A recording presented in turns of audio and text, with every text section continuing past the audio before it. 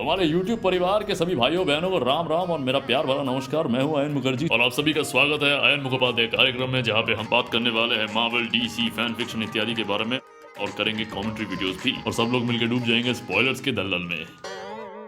दलदल में नहीं, लेकिन समुद्र में तो अवश्य। और आज हमारे पास जो है बढ़िया न्यूज, अपडेट्स, समाचार doctor Strange in the Multiverse of madness नामक आने वाले मार्वल द्वारा रचित चलचित्र के विषय में, और स्पाइडरमैन नो वे होम के पश्चात अभी आने वाले समय में जो सबसे बड़ी बिग बजट मार्वल मूवी है वो है डॉक्टर स्ट्रेंज 2।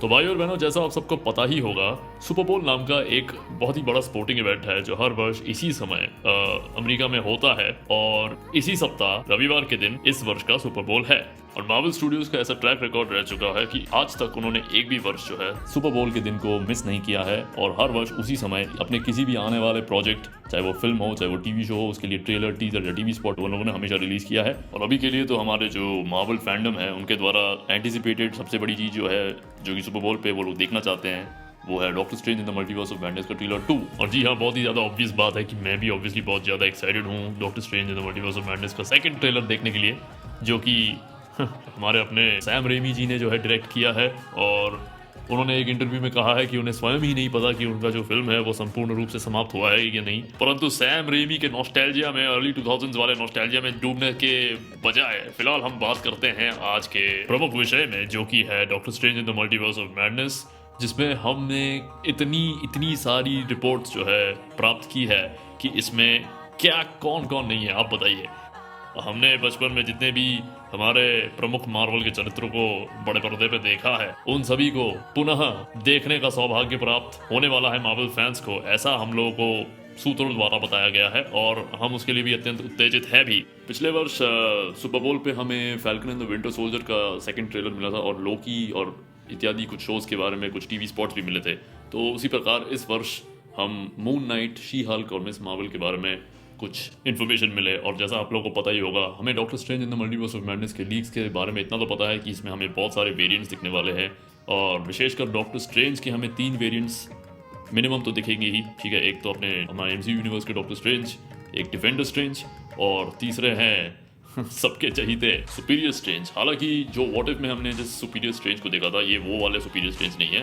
व्हाट इफ एक अलग यूनिवर्स है, ऐसा मार्वल के लोगों ने पहले ही बोल दिया हम लोगों को। इस चलचित्र में देखने में ऐसा तो लग रहा है कि एक मल्टीवर्सल ग्रुप, एक मल्टीवर्सल सुपर हीरो ग्रुप हमें देखने को मिलेगा, जो कदाचित दी इल्यूमिनाटी हो सकती है या फिर कुछ और भी हो सकता है, क्या पता मार्वल स्टूडियोज ने हमारे लिए कोई सरप्राइज रखा हो। और कॉमिक्स में जैसा हमने इल्यूमिनाटी को देखा है, कॉमिक्स में जो मेंबर्स है इल्यूमिनाटी के, उससे तो अलग ही होगा हमारे मल्टीवर्स ऑफ मैडनेस की इल्यूमिनाटी। और हाल ही में कुछ नए रिलीज प्रोमो आर्ट में दिखे गए स्कारलेट विच की जो वेशभूषा है, उस पर एक टिप्पणी करना चाहूँगा, ये कि जैसा हम देख सकते हैं उसने जो है अपने सर पे क्राउन भी पहन रखा है, और उसकी उंगलियों पे अगर हम फोकस करें तो हम देख सकते हैं कि केओस मैजिक का जो एम्फेसिस है वो मार्वल स्टूडियोज ने उस पर दे रखा है कि उसकी उंगलियां जो है डार्क शैडोड में दिख रही है हमें। सूत्रों की माने तो अभी हम ये बात आराम से कह सकते हैं कि इस चलचित्र में लगभग इस बात की पुष्टि हो चुकी है कि खलनायिका की जो भूमिका है वो तो स्कारलेट विच की होने वाली है, क्योंकि मार्वल स्टूडियोज फिर से हमें गुमराह करने के चक्कर में जो है दिखा रहा है कि जो सुपीरियर स्ट्रेंज है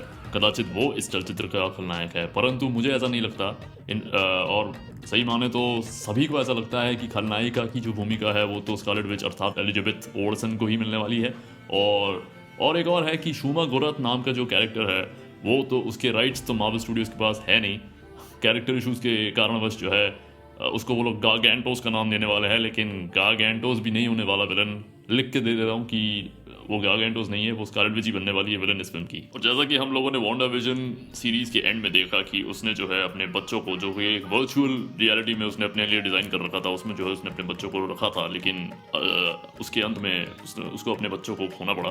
तो अभी उसको डार्क होल्ड प्राप्त हो चुका है, जिससे उसने जो है केओस मैजिक का ज्ञान जो है प्राप्त कर लिया है, और अभी उसका प्रयोग करके वो मल्टीवर्स के सैर पे निकलने वाली है, और वहाँ पे जाके ढूंढने वाली है अलग अलग रियलिटीज़ में अपने बच्चों को, और किसी भी हालत में कुछ भी करके वो अपने बच्चों को प्राप्त करके ही रहेगी, ऐसा उसने ठान लिया है, और वो किसी भी कीमत पे रुकने नहीं वाली।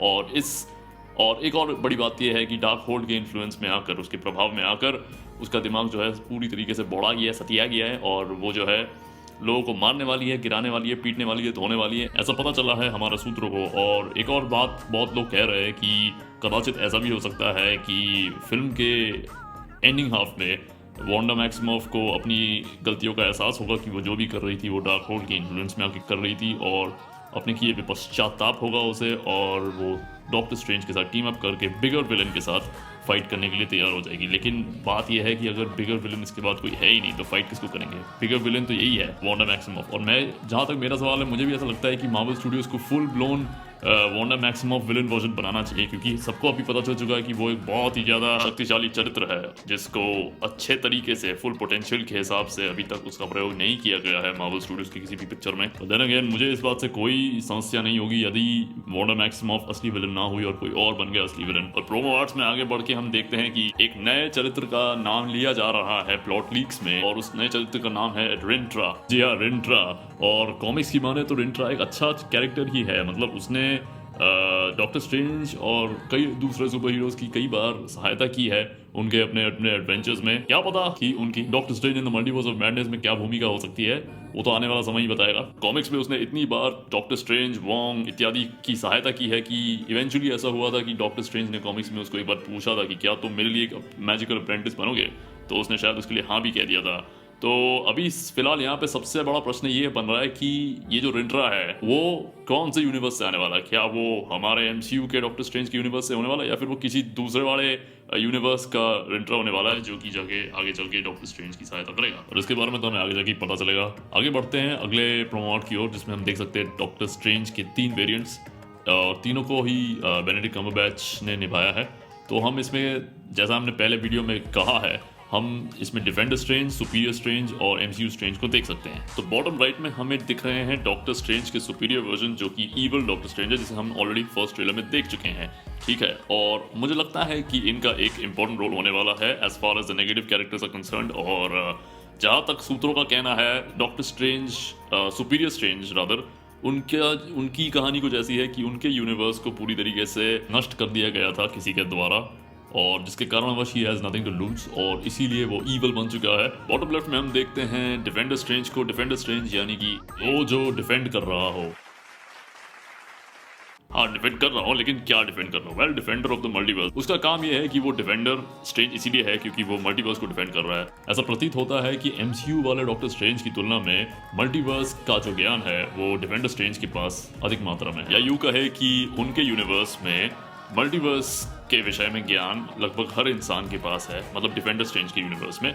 और उनके यूनिवर्स का जो सॉर्सरर सुप्रीम होता है, उसका काम होता है मल्टीवर्स की रक्षा करना। ऐसा उनके यूनिवर्स में सेट रूल्स है। अब आप ये सोच रहे होंगे कि वो मल्टीवर्स की रक्षा किससे कर रहा होगा? वेल, इसका आंसर मुझे लगता है ये है कि दूसरा डॉक्टर स्ट्रेंज, अर्थात ईवल डॉक्टर स्ट्रेंज। हम लोगों को तो पता ही है कि मॉडो ने जो है इस मूवी के अंदर ही ये जो है पंक्तियां बोली है, जिसमें उन्होंने कहा कि the biggest threat to the universe is you, Doctor Strange की ओर इशारा करते हुए। मतलब एक वेरिएंट डॉक्टर स्ट्रेंज एक ऐसा है जिसने अपने ही यूनिवर्स में बहुत ज्यादा तहलका मचाया होगा और अपने यूनिवर्स को जो है नष्ट कर दिया होगा। प्रश्न अब ये खड़ा होता है कि हमें कैसे पता कि ये जो है डॉक्टर स्ट्रेंज का डिफेंडर वर्जन है? वेल, इसका आंसर ये है कि कुछ दिन पहले एक ऑफिशियल टॉय रिलीज हुआ था, या फिर एक टॉय लीक हुआ था, जिसमें doctor Strange in the Multiverse of madness के टॉयज जो है हमारे सामने आए थे, और उसमें डॉक्टर स्ट्रेंज की एक अलग लुक सामने आई थी, और उस लुक के नीचे लिखा था डिफेंडर स्ट्रेंज, जिसमें डॉक्टर स्ट्रेंज का जो साइड के बाल है वो ट्रिम्ड या शेव्ड ऑफ थे, और उनकी जो फुल गोटी वाली जो बियर्ड थी वो